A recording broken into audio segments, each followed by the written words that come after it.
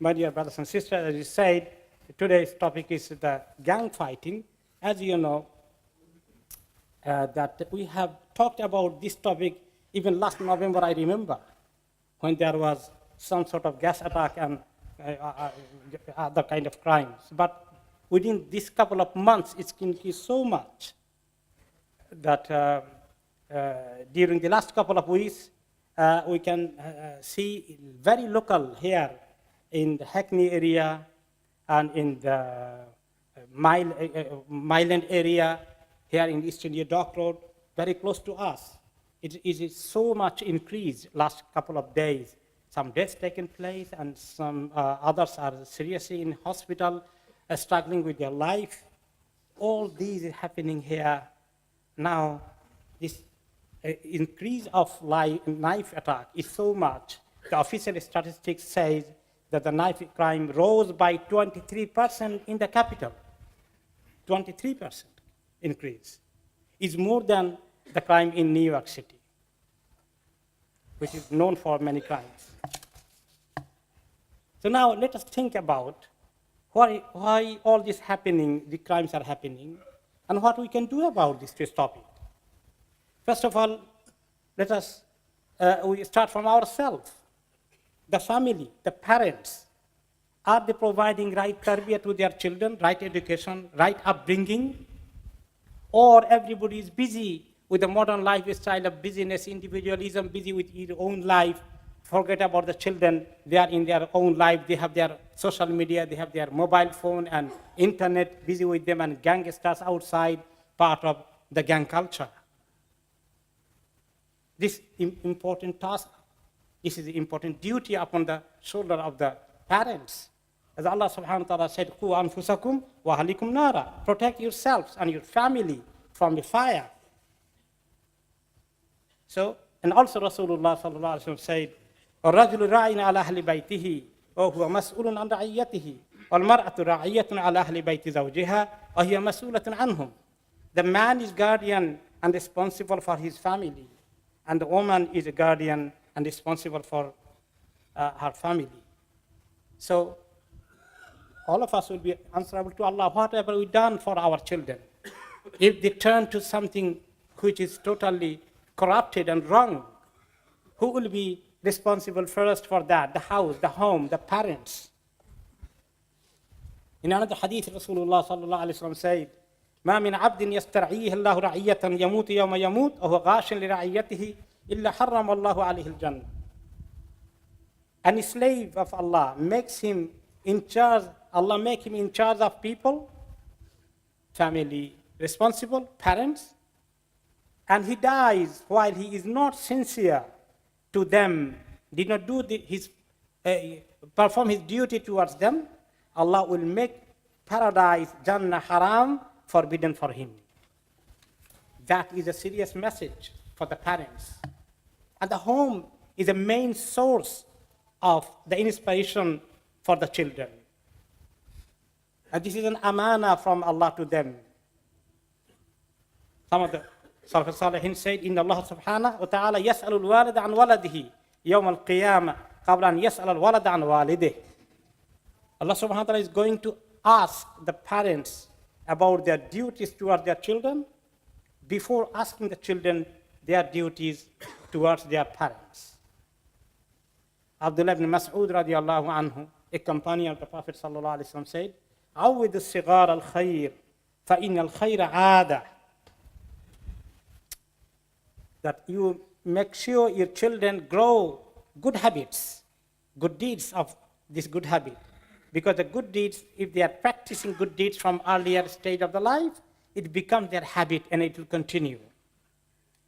So the education system, as you know, has very little room for moral and spiritual education. All other material sciences, subjects. Spiritual one is almost absent totally.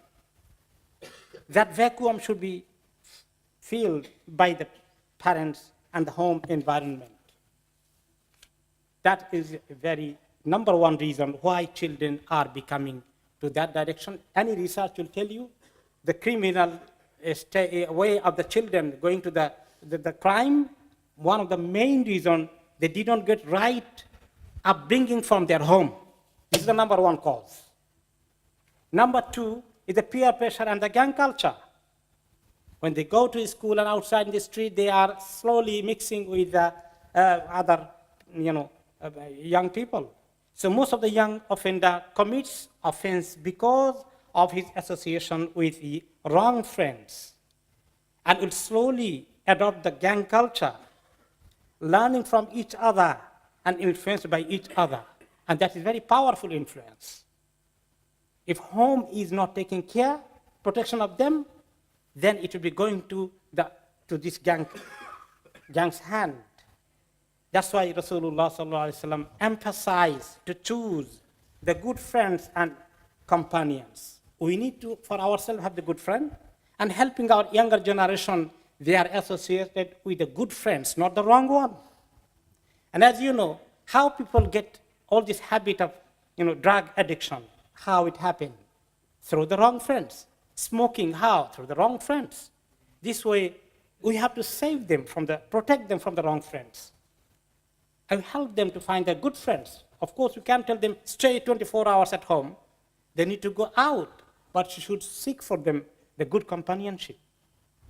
An example of the good companion and bad companion, well-known hadith you have heard many times, that Rasulullah sallallahu alaihi wasallam said, إنما مثل الجليس الصالح والجليس السوء كحامل المسك ونافخ الكير فحامل المسك إما أن يحذيك وإما أن تبتاع منه وإما أن تجد منه ريحا طيبة ونافخ الكير إما أن يحرق ثيابك وإما أن تجد ريحا خبيثا. Rasulullah, the Prophet sallallahu alaihi wasallam said, verily the parable of a good friend and a bad friend is only that of a seller of musk and a blacksmith. The seller of musk or perfume will give you some perfume, you will buy some, or at least you will notice a good smell. Even after coming out, after an hour talking to him, come out, people will smell from you good perfume. Because sitting down with him is not, you're not missing minimum benefit. The other way, as for the blacksmith, he will burn your clothes, or you will notice a bad smell coming out after staying 1 hour with him, that you will still carry the bad smell of the burning of the iron. So that is the example he has given. In another hadith, the Prophet ﷺ said, Al-mar'u ala dini khalilih, falyanzur ahadukum man yukhalih. A man follows the religion, culture, habits, character of his friend. So each one should consider whom he makes his friend. Sahabi Abu Darda radiallahu anhu, a companion of the Prophet, said, a righteous companion is better than loneliness, and loneliness is better than an evil companion. A good speaker is better than silence, and silence is better than an evil speaker. So this is about the friend circle and the peer pressure, all these. Number three, if we come to why the root cause and the reason why all this is happening, and what the duty of the other people, that is the wider social responsibility you're talking about now. The community itself, whole community should take the responsibility. Whole country, the government, the politicians, the leaders, faith communities, spiritual leaders, all religious leaders, imams, masajid, pulpits, should take some responsibility as well. So the media itself has some duty to promote all this good character, good things. Not all this, something will corrupt them more. And social media, to have the control of that. If you give your children mobile phone and all other access to them, to all wrong things, that will lead to this. So that should be, everybody should think how we can bring that change, how we can make the society and the country and the streets are safe and secure. We need a commitment to keep that. And it will be equally dealing everywhere with the same standard. It should not be double standard. So when we are talking about the knife crime and gun crime by the young offenders, what about the killing of the more than 100 innocent children who gathered in Afghanistan for the peaceful Quran memorization ceremony? And they bombarded and they killed more than 100 children who are just about to receive their certificate of Quran memorization. If we do all this injustice somewhere and looking for this peace everywhere, it's impossible. Peace is linked, Allah is a divine decision that they are together, peace and justice. If one singular man committed a crime, should be responsible, should be brought to the justice. Even a state does crime, should be brought to the justice. We need to agree on that. So let us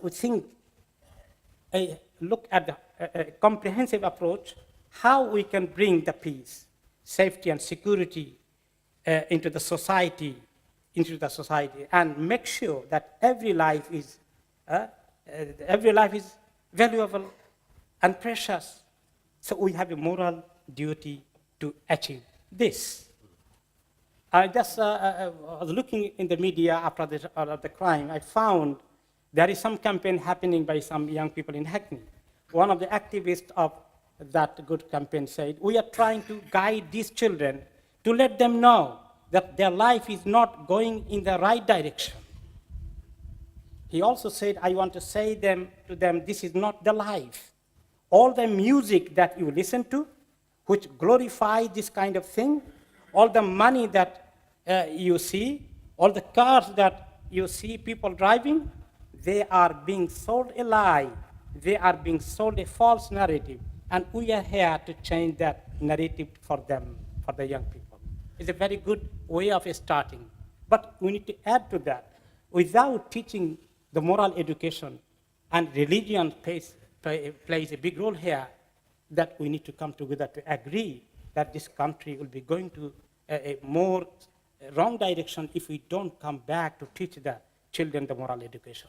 May Allah subhanahu wa ta'ala guide us and teach us. Wabillahi tawfiq. Barakallahu li wa lakum fil Qur'an al-azim. Wa nafa'ani wa iyyakum bima fihi min al-ayat wa dhikr al-hakim. Wa aqulu qawli hadha wa astaghfirullah li wa lakum wa li sa'il muslimina min kulli dhanb fastaghfiru wa atubu ilayhi innahu huwal ghafurur rahim.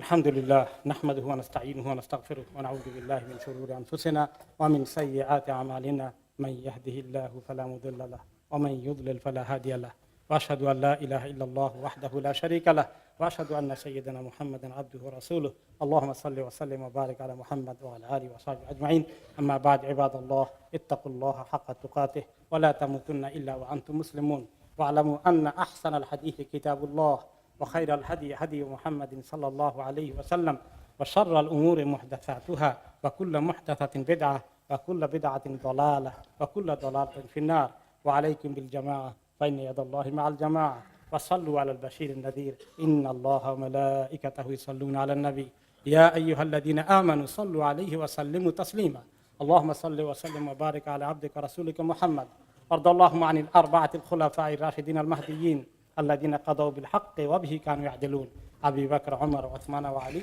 وعن سائر أصحاب نبيك محمد أجمعين وعن الذين يتبعونهم بإحسان إلى يوم الدين وعنا معهم برحمتك ومنك وكرمك إحسانك يا رب العالمين ربنا آتنا في الدنيا حسنة وفي الآخرة حسنة وقنا عذاب النار اللهم إنا نسألك الهدى والتقى والعفاف والغنى اللهم آت نفوسنا تقواها وزكها أنت خير من زكاها أنت وليها مولاها ربنا هب لنا من أزواجنا وذرياتنا قرة أعين واجعلنا للمتقين إماما اللهم انصر إخواننا المستضعفين في كل مكان اللهم انصر إخواننا المستضعفين في بلاد الشام وفي أفغانستان وفي بورما في كل مكان يا رب العالمين اللهم انصرهم بنصرك المبين اللهم احفظهم بحفظك المتين اللهم أهلك أعداءك أعداء الدين الذين يحاربون دينك ويقاتلون أولياءك اللهم خذهم أخذ عزيز مقتدر اللهم أنزل عليهم بأسك الذي لا ترده عن القوم المجرمين عباد الله اتقوا الله واذكروه يذكركم واشكروه يزدكم ولذكر الله أكبر والله يعلم ما تصنعون وأقم الصلاة